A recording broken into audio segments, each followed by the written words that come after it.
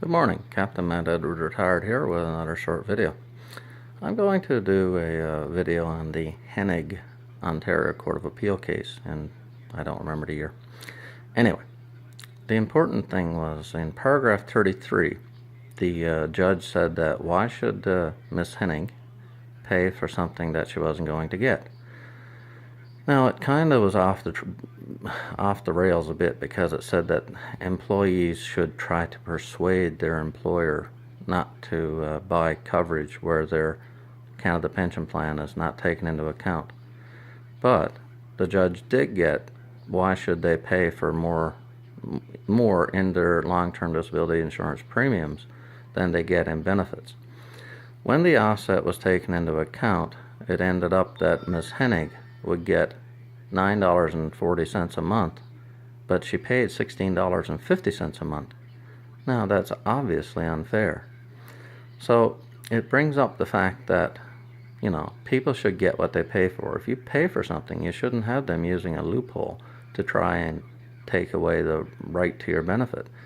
So in essence, what these insurers are doing when they take the Canada pension plan into account is they're subsidizing their business with the federal government plan. That's not right. I mean, there are laws to protect that. There's the common law Bradburn principle. There's the public policy that people should get what they pay for. And there's the Canada Pension Plan Act Section 65(1). And there's the Financial Administration Act Section 67. Now, some cases have taken this to court, and a famous one, or infamous one I should say, is the Ruffalo Ontario Court of Appeal case, in which case the insurer was allowed to take the Canada pension plan benefits from the child.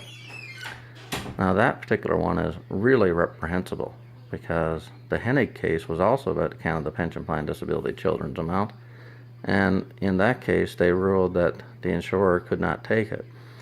I think what the courts are getting mixed up in is they're probably getting mixed up in that a person can sign away rights that they own.